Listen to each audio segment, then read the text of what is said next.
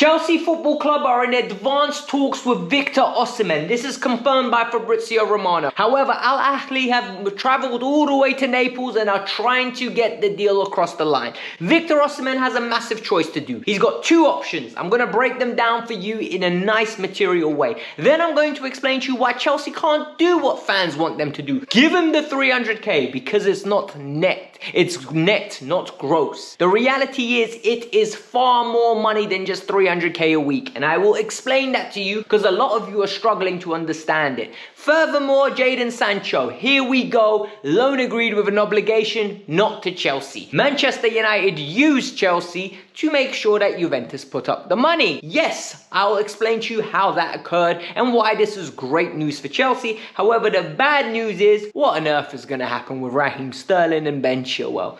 Let's get into it. Let's break it down. It's going to be a nice, shorter form video for you guys today. But before we get started, what do I always say? Yo, what do you do when you walk through the doors? You wash your hands. So the first thing you do is hit that like button. It's the best way to support the channel. When we hit 1.5k likes, what happens? More people see it, more people come, and what do? You subscribe. Hey, listen, the formula is very easy. So if you're new, subscribe to the channel because I give you the content in a nice quick form. You take it away and you don't get lied to over here because there's no point for me to lie. And I also give my perspective, which I think is kind of right, and a lot of people like it. Let's keep it going. I am exhausted about talking about Victor Osimhen. However, every single day there is news. Every single day there is more information that is coming out left, right and center. There is information coming from Fabrice Hawkins yesterday that Osimhen's not so inspired by the Chelsea move. People got upset that I reported it. Why? If it's in the news and it's a reputable journalist like Fabrice Hawkins from L'Equipe and the New York Times, of course I am going to report it. He is somebody that is credible when it comes to French journalism, and he's directly linked with PSG. So I'm going to tell you the true story. But what Fabrizio Romano has given us today is basically an indication of what's happening. Chelsea are currently on the table with Osimhen's camp. They are in advanced talks and they are trying to get, number one, a confirmation from Victor Osimhen that he's happy with the terms and conditions before they go to negotiate with Napoli. The reason this is happening is because Chelsea know 55 million euros is going to get the deal done. 55 to 65 million euros because that's what Al Ahly had accepted. However, this is where it gets interesting because Al Ahly now have sent their people across to Naples and they are moving there quickly because if Chelsea drop the bag and Victor Osimhen is left without a club come close of business on Friday, they are going to pick up the player and he's going to be theirs. They are going to make him an offer he can't refuse. What is going on here? Well, first of all, Victor Osimhen and his camp, in my opinion, have played this horribly. What has happened was they thought there would be multiple clubs looking at him. Not because he's a world-class player, not because he's a bad player. I think he's a great number 9. I think people have convinced themselves that I think he's not great. I think he's great. I think he's top 10 strikers in the world. Are you happy now? I've said it. I've had to break it down to such a meticulous level because people start having hissy fits in the comment section when I say I don't think he's as good as Erling Haaland or I don't think he's as good as Harry Kane.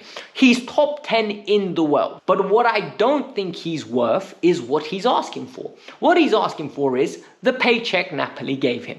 Napoli gave him nearly 300k after bonuses net. Net means after tax is taken away and those deductions are taken away, he takes home 300k a week in Europe. Meaning his salary that Napoli pay at the moment is nearly 500,000. Do you think Victor Osimhen for Chelsea is worth 500,000 a week? There's a difference with the way reporting is done in Italy, in Spain, and in the UK.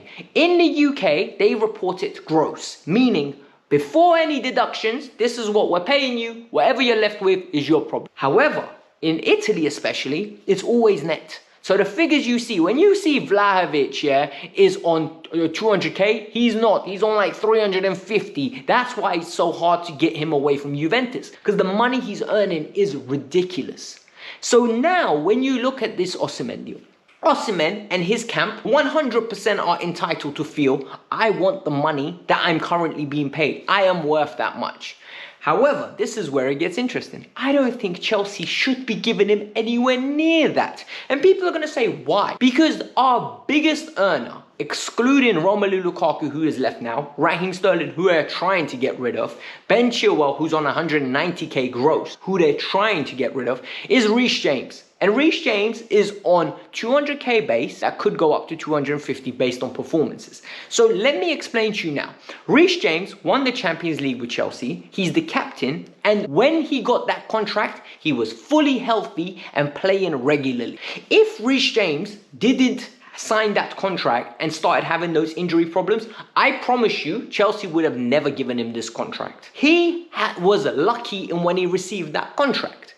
Remember when Mason Mount asked for 200k? What happened? Sorry, mate, you're not getting it. Yes, the fans love you, but you're not getting it. What does it look like when you bring Enzo Fernandez? He's on 140k base.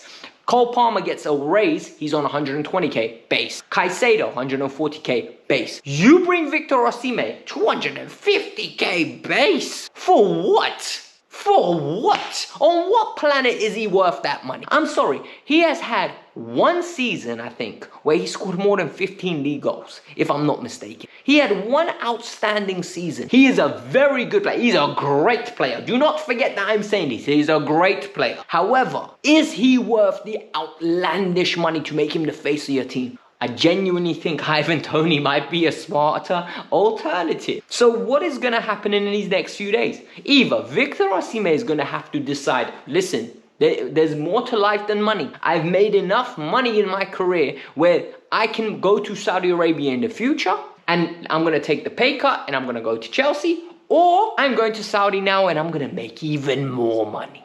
And you know what, Victor? I personally hope you go to Saudi. I don't want you at Chelsea. But that's just my personal opinion. I think we're all entitled to have different opinions. Some of you want some players at the club, some of you don't. I wanted Joao Felix at the club. I got him at the club. However, some of you don't like him at the club. We don't dictate what happens. So before you all attack me for giving my opinion, remember, this is just the news and I'm giving you my opinion with it. Nothing is influenced by me saying anything. The second big story regarding this whole situation is Jadon Sancho. Jadon Sancho has agreed to go to Juventus. Manchester United have got a loan with an obligation and they're going to get a nice little loan fee. They're going to cover a majority of his wages and they use Chelsea to get this deal across the line. And how did they do this for Chelsea? Well, Chelsea Football Club at this moment in time, right? We're basically in discussions with Dan Ashworth. The talks were real. And what they said was, you take Raheem Sterling or you take Ben Chilwell and we'll take Jadon Sancho off your hands. He doesn't want to play for you. You don't want him. Very similar to the NBA trades, right? For those of you that know, in the NBA, this always happens. Like, sometimes teams just acquire chips. Like, they basically go, okay, cool. We'll take this player that you don't like.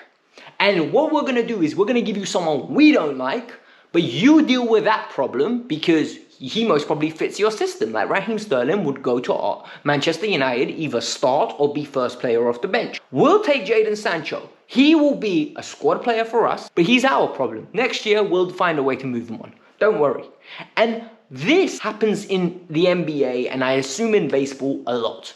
In football, this doesn't happen. This is very rare. I think the only time I was sitting and thinking, when has this happened? It was Henrik Mkhitaryan and Alexis Sanchez when this happened. When the two players got swapped and some money went the other way. This is what was happening at Chelsea. What happened was Juventus said, not on my watch. We just got rid of Chiesa. We'll take Jadon Sancho. And you know what? I'm very happy that has happened. Because as much as I explained to you guys yesterday, I think Sancho is a tremendous talent. I don't think there's any space for Jadon Sancho. I think what we have as currently constructed is what we should go with.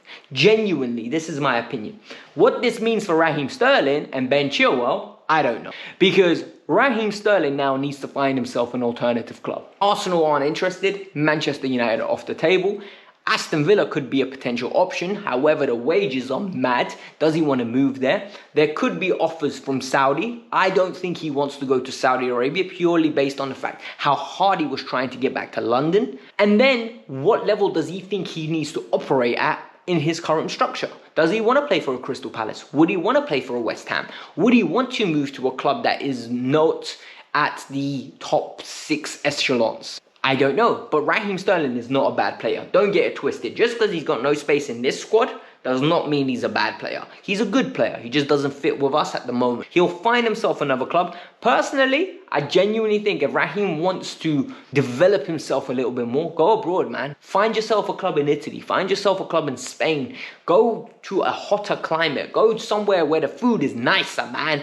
But at the same time, it is his life. It's his decision. He's got so much money, right? He could stop playing tomorrow and he'll be fine. The other one is Ben Chilwell. No, Manchester United is not interested in him. Fabrizio Romano has confirmed this. There are no talks going on. And what makes this even more interesting is, I don't know who would be interested. Like, I genuinely think what's going to happen is this you is going to get the Gary Cahill treatment under Maurizio Sarri. He is going to sit out the whole way till Christmas.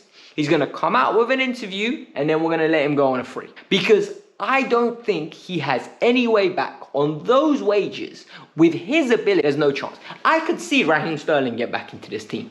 You know, like reintegrate him, Conference League games here and there. I could see that occur. I can't see with Ben Chilwell.